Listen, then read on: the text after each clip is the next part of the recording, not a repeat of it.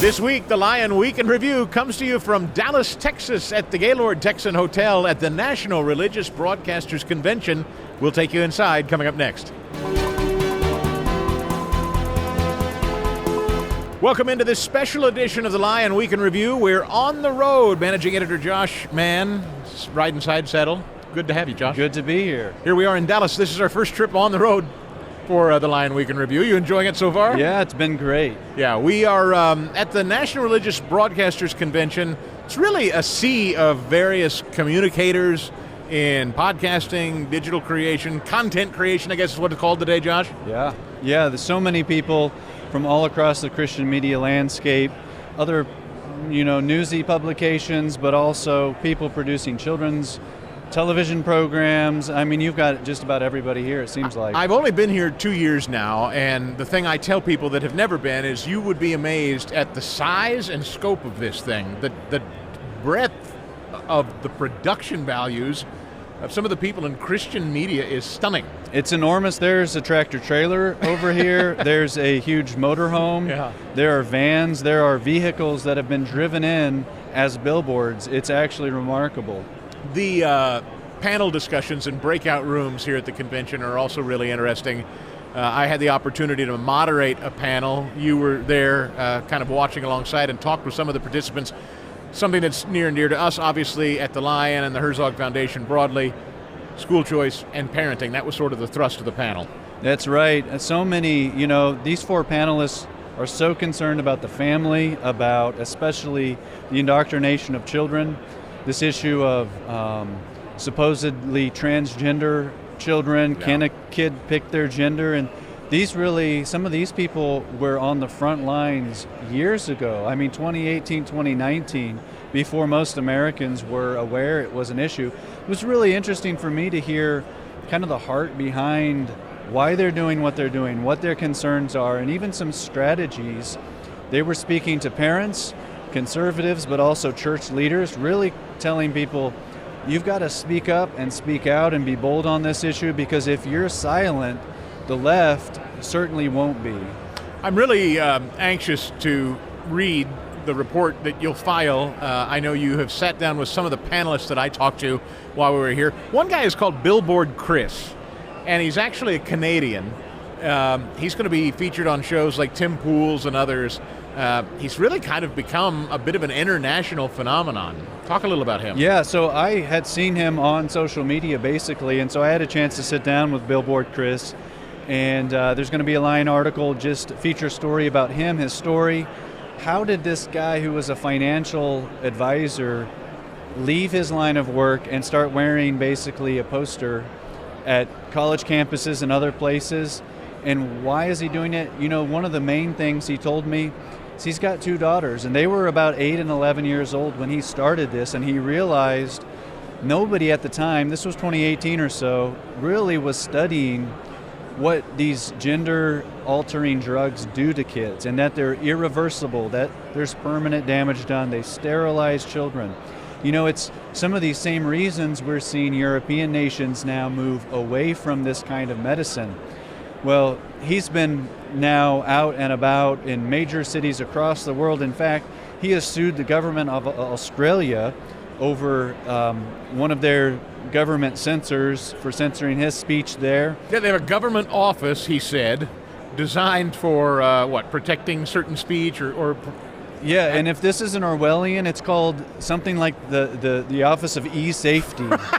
Yeah, the Office of E-Safety, which, expanded to basically anything that the government finds objectionable in Australia. That's right. Yeah. That's right. And so, Chris has a huge heart for this, but he's eminently reasonable. I think he comes across to some people on the left as sort of somebody who's, he stands around wearing the sign. He must be a hateful man. He's not hateful at all. In fact, he's really calm. He loves kids. He's really reasonable, loves kids, loves to engage with people and just help. What he's trying to do is help people think through their assumptions. Yes. He's not telling them what to believe. He's asking them, why do you believe that? And he's willing to come in there with his own facts and evidence to help them along. Again, here in Dallas at the National Religious Broadcasters Convention, you also talked with Margaret Olohan. She is a White House correspondent for the Daily Wire. that a lot of people may know, and she's also written a book on this subject. It seems that this is sort of culturally the subject of the day. I mean, we know about Riley Gaines, we know about Trump and the bill recently signed to prohibit biological men and women's sports. We know the governor of Maine has just made news saying she's not going to comply. Is this the issue for many of us of faith? Are we? I guess I'm trying to get my head around. There are certainly other issues, but for some reason, this one seems to be sucking all the oxygen out of the room. Yeah, she wrote a whole book, Be Trans. She wrote a whole book on it, and it was, Mary Margaret's been on my radar for a while because she was one of the first people reporting on this issue before a lot of other people were giving attention to it. And she's spoken with a number of these people she calls detransitioners, and these are people who transitioned genders at some point, regretted it, and have transitioned back to their birth sex. And so she talked to these people over time, wrote a whole book about it, about what they went through. And it's interesting that a lot of people who were supposed advocates for LGBT rights actually abandoned these folk to detransition because they're no longer helpful for their cause. And so one of the things that, one of the reasons why I think this has become a huge talking point for conservatives is because it has a lot to do with faith and family. It has a lot to do with being able to advocate for what we believe religiously is God's purpose for the family, His design for humans. And I think it kind of goes along with some of these other anti-family efforts we see, maybe from pro-abortion to push back against traditional marriage and traditional masculinity and these kinds of things. Josh, don't you think, and this is something, from a theological point of view, I know you've studied that as well as your journalism background, it seems to me that if you can blow a hole in the concept of God creating one man and one woman, that God's in control, that God creates perfection, that He doesn't make mistakes, if you can blow a hole in that notion or cause people to doubt a creator altogether, as well as strike at the heart of the nuclear family, well, that's ball game. That's destruction of the culture as we know it. Yeah, that's right. And, one of the panelists made a great point about, one panelist said, how did he say it? That politics follows culture. And another panelist said, I'd add that culture follows religion. And I think once you kind of erode this foundational belief system, whatever it is, then you're going to replace it with whatever feels right in the moment. You're going to replace it with something. And so I think there's a real moral vacuum that's left in America and in the West when we abandon Christian foundations and biblical principles, and it's going to be filled somewhere. And once you don't really have a foundational truth, then it becomes really hard to argue convincingly for your position. And so it becomes just whoever's voice is the loudest wins. Josh Mann, along with me, Chris Stigall. We're live on the road. It's the Lion Week in Review in Dallas, Texas, the National Religious Broadcasters Convention. These stories that you'll be writing, these profiles, will be found at readlion.com coming up, maybe by the time you listen to this episode. But meanwhile, there are other stories at readlion.com. You guys are constantly churning out. Let's talk about some of them. A new Gallup poll on the public school system. Not a surprise, maybe, at least to those of us that have followed it. A lot of dissatisfaction. That's right. 3 in 4 Americans now report being dissatisfied with public education. And that's a trend that we've been seeing for a good few years now. It's getting worse. There's growing dissatisfaction from curriculum concerns, parents' rights concerns.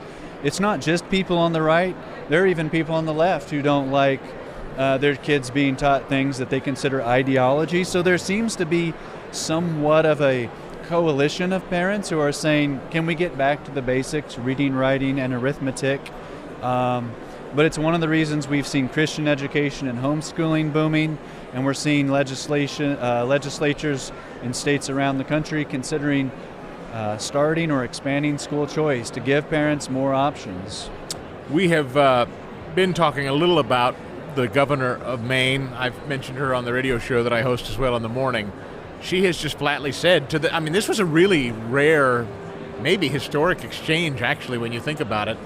The president calls the nation's governors to the White House, and they have a physical exchange, face to face, in front of all the other governors. That was really a remarkable moment. Yeah, she must think that she's, standing her ground, but essentially she's saying, I'm going to ignore this executive order about gender and keeping girls out of boys' sports. And, the last thing you probably want to do to President Trump is oppose him in that way, because obviously he's not going to stand down. But it's going to be interesting to see how these state rights and kind of federal laws and executive orders, how that kind of interplay happens moving forward. Yeah, that is a fascinating fight. Governors, because it is a federal, order, the Title IX order, no men in women's sports, and the governor of Maine basically said, I'm not going to comply and I'll see you in court. Trump relishes the idea of it. That's right. We'll see where it goes. How about this? Now, you and I were talking before we started taping today's show. I cannot believe the number of young women that don't identify necessarily as women, Josh? That's right. New polling shows that 1 in 10 Americans identify as something other than heterosexual. But it's staggering that 31% of Gen Z women identify as something other than heterosexual. Holy so there's cow. a lot to dig in there and to think about, but you can read more about that at the Lion. So, when we get back on the Lion Week in Review, we've been on the road, Josh. We've been busy. We're here in Dallas now. Just last week, we went to Washington, D.C., sat down and talked with some Trump administration officials, and you will hear some of those conversations when we get back on the Lion Week in Review. Well, it's a thrill to welcome in Kevin Hassett, and I have to say, Kevin, that when I talk to people, I like to Google them. I like to look. Oh, dear. I like to do Google News headlines. Okay. And here's what I know about you. You're devastatingly effective in your job. I just think the problem is that the government, as run especially by Barack Obama and Joe Biden, just got more and more illogical. Yes. And it's just getting more and more illogical over time. And then all of a sudden we're doing really silly things everywhere you look for no good reason. And when we do that, the people whose bad ideas are exposed get embarrassed. Yes. But we're going to fix it even if they're embarrassed and say bad things. But here's an example. One of the many, many things that we've had to address is the fact that Joe Biden last year, rather than have a plan for the avian flu, just started killing all the chickens. And so if there's one chicken sick anywhere, then within 10, 20 miles, they killed all the other chickens. And so I'm talking to the Biden people that are doing this when I first get into the White House, and I said, I grew up with chickens. Have you ever seen a chicken fly? Well, they do a little bit, but not much. And so if I got a sick chicken 20 miles away, how's he going to infect the other chicken? Why did you have to kill all the chickens in between? And then they're kind of like, oh, okay. Have you talked with Elon? Have you done much with him? Oh, sure. Elon's office is right near mine, and he's fantastic. And, Now, for everyone that says a guy like that shouldn't be meddling in official government business, you say? He's not meddling. If you ask Elon what's he doing, he says, well, I'm like the IT consultant. Yeah. But here's the way to think about it if you are a computer person at all. That one of the ways that the deep state has been wasting money on things like condoms for Hamas is that they built IT systems so nobody could see what they were doing. And what Elon's team has done, and often it's just a couple people at a cabinet agency. They just brought in a competent IT person, and they got read-only access to the data, so they can't do anything other than look at it, and then they analyze it, and then show the cabinet secretary, here's the stuff that your agency's been doing that you didn't know about because they have these outdated systems. And so having a smart IT person look and just say, here's the stuff we're doing. Hey, did you realize how many Social Security numbers there are for people that are over 100 years old? Yes. Over 150 years old. And then all of a sudden, but Elon's the problem, but Elon is helping the cabinet secretaries fulfill the American people's wishes and spend money on what they care about and know what they're spending money on. What an honor to be with the Secretary of Energy, one of the probably most important, in my view, cabinets that the president talked a lot about during his campaign, energy and our country's independence. The source of our energy. We can be completely energy independent if we take advantage of it. Mr. Secretary, Chris Wright, glad to be with you today, sir. Honored to be here and proud to be part of this team. President Trump got elected to get rid of the nonsense and bring common sense back to Washington, D.C. And boy, he is aggressively in pursuit of a common sense agenda that'll expand opportunities for Americans, starting with lowering their prices. Amen. I am I'm going to be honest with you, all right? When I drive through a pristine setting like the Pocono Mountains of Pennsylvania or the beautiful farm fields of the Midwest, and I see those giant wind turbines, Mr. Secretary, it breaks my heart because I find them kind of silly. I know some people say that's part of an energy portfolio, but where do you come down on that sort of thing and solar panels versus natural gas, nuclear, drilling? Well, I love the way you framed that, Chris, because I also love the outdoors. My wife and I are mountain climbers, skiers, adventurers. I've been a longtime board member of an environmental group. I had to resign from the board, a free market environmental group in Bozeman, Montana, that uses property rights and incentives to protect wilderness and fishing and clean water and clean air. So all Americans want that stuff. Yes. All Americans want that stuff. But now we justify, in the name, in theory of environmentalism, all sorts of restriction on the energy resources, hydrocarbons, and nuclear you mentioned, that actually the impact is exactly the opposite. Yes. You can produce over 70% of all the energy consumed in America comes from oil and gas. And if you ask people, have you ever seen an oil and gas well? Most Americans have not. Right. Because that land footprint is relatively small, but everyone has seen wind turbines because they're all over the place. And wind energy, in terms of primary energy, supplied a little less than 2% of total American energy, yet we can see it all over the place and everywhere we go. We can't escape petroleum and developing and drilling for oil and natural gas, can we? We cannot. And look, a funny story. When I grew up, there was a belief we were running out of oil and gas, and the industrial civilization was going to collapse. The world was going to end when I was a kid too, and it was also hydrocarbons. But then it was we were running out of them. I went to college to work on nuclear energy. I worked on solar energy in graduate school and geothermal energy right after that. My life mission was to energize the world, and I thought it had to come from non-hydrocarbon sources because we were running out of those. How wrong I was. And quick numbers on that. 85% of world energy came from hydrocarbons 50 years ago. 85% of world energy comes from hydrocarbons today. Really? So it turns out energy is hard, yes. And the advantages of hydrocarbons, oil, gas, and coal, are just compelling. Welcome to the show, first of all, Doug Collins. Good to see you. All of you in this administration have one thing in common. You're masterful communicators. That was clearly a priority for the president. I heard from veterans that things improved markedly in the first Trump term. Yes. What happened after, and where are we now? What happened after is they just turned back in, I just call it internal focus. They went back to the VA being the center, not the veteran being the center. And, again, if you have a big government perspective, that's what you're going to do. I don't. I have a government perspective that is for the veteran we're supposed to serve. There's not an agency you're going to talk to today that's constituent is here. The constituent is the taxpayer or the veteran, in my case, the veteran. So we're just moving it back to where, and following the law, Mission Act, which was, and Choice Act, Accountability Act, which allows our veterans to actually go out and get health care in the community if they can't get it through the VA. We're not prideful in the sense that we can only do it at one of our VA centers. VA care is VA care wherever you get it. That's what I want to emphasize, and we're going to have the highest standards wherever they go. Thrilled to be here with the newest Secretary of Housing and Urban Development, Scott Turner. Mr. Secretary, welcome. Great, thank you. What is item number one at HUD? Because I don't think that's to be candid, that's one that I think a lot of us don't know a lot about. Yeah. But you're hip deep in it already. Yes. What's item number one at Housing and Urban Development? Well, housing and urban development, we serve the most vulnerable people in our country by way of housing. We deal with homelessness. We deal with disaster recovery.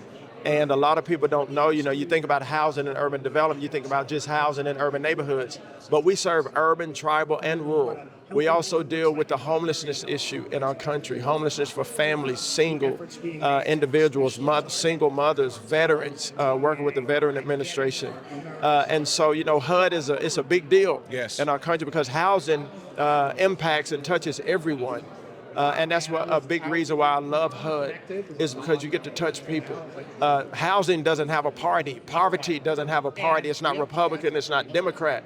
Poverty impacts all of us either directly or indirectly. And so I consider it a great privilege to serve at HUD. And so the first thing is to make sure that HUD is fulfilling its mission. HUD has had record funding in the last few years and has not fulfilled its basic mission. That's not okay with me. That's not okay with President Trump or the team that we have at HUD. That brings me to Doge. Yes. I suppose every single secretary has to probably talk to Elon Musk and his team at some point. Well, yeah, we have a great Doge team, that we work very closely with at HUD. Last week, I launched a Doge task force at HUD, and we've already found $260 million in savings and $1.9 billion in misplaced funds from the Biden administration. So my goal is to not how many people we can get on HUD programs, but how many people we can get off of HUD programs. So that people can, realize their American dream as it pertains to home ownership, as it pertains to fulfilling their God-given potential, as it pertains to working and restoring dignity back into their families. And so to give a hand up, is our goal, to give up out of poverty, up out of living on government subsidies and being self-sustaining. Yes. And I think that's where Dr. Carson is coming from. The government doesn't do a good job of helping people to fulfill their potential. These safety nets, social safety nets, were never meant to be a hammock, yes, but instead a trampoline. Kaylin Dorr is the Deputy Assistant to the President and Deputy Communications Director in the comm shop at the White House. And Kaylin, it's great to be with you again. Good to see you. Let me ask you something. You were with the first comms team, and we were just discussing this before the interview. You guys put a premium on it then, even more so now. What I've always loved about Donald Trump and your entire operation is it's about communication. You value it. Yeah. Well, and you saw this really bore fruit with President Trump's campaign this go around. Really just circumventing traditional legacy media in a way that was very impactful. And it's like I was telling you a minute ago, and why I appreciate you and all of your listeners, really just should cherish the opportunity to listen to these kinds of things, is that I was, motivated and influenced more by Rush Limbaugh than anyone else on television growing up. That was one of my folks joke. That was like one of the first words out of my mouth. I could do like the Mark Levin intro song, like all of it. Grew up listening to Howie Carr, all those guys. Very impactful for me. And I think it's because you establish a clear relationship with your viewers and your listeners in a way that I think that people that do YouTube and podcasts, and they've all figured it out, and that legacy media is definitely dragging their feet a little bit on getting on board with the train. I had to laugh on that point. I saw just yesterday a discussion about how the left is now trying to figure out what you guys did, which is so funny because it wasn't but a few years ago, Kaylin, I remember everybody kind of marveling that the Republicans were just getting run over and Obama was considered cool. And I remember Facebook and the whole thing back in 2008. And Republicans didn't know what to do. And now it seems like you guys not only figured out what to do, but the left is looking at you with envy. Like, how did you guys figure it out? Dude, and what's hilarious is that it's not a complicated formula, and that the beauty of the Trump administration and of his candidacy and of all of the things that he's done over the last 10 years is in its simplicity. It's simple pragmatism. It's treating people with respect by giving them none. Right? It's a phrase. I think I heard Shaquille O'Neal say that once. Don't quote me. And like everyone just wants to be spoken to like a human being. Yeah.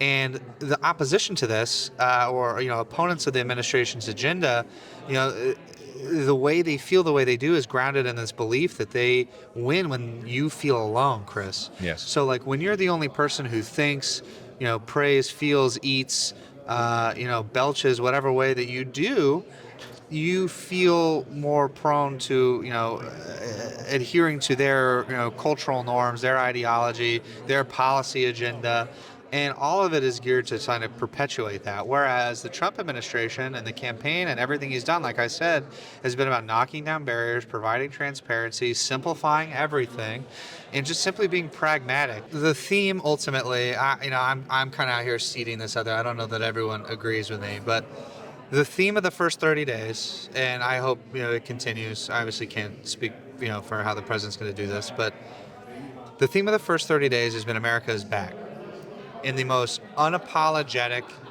irreverent way possible. And we're back. The Lion Week in Review on the road. We were in D.C. last week. Hope you enjoyed some of those interviews. Now we're back here in Dallas, Texas for the National Religious Broadcasters Convention. Josh Mann, managing editor of The Lion. Josh, it was a fascinating set of conversations that we had there. One of them that I would commend to people if they get a chance is to go back and find the interview that I was able to sit down and talk briefly with the White House Press Secretary Karoline Leavitt.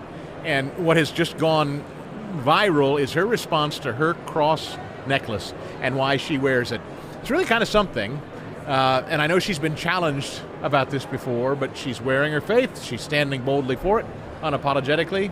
Yeah, I really enjoyed that question that you asked, her response. I mean, it seemed, if I remember right, it kind of boiled down. She said, well, I love Jesus. Yeah. And it was really simple for her. And she grabbed a hold of it, and you could tell she knows that all of these eyeballs are on her when she's answering questions.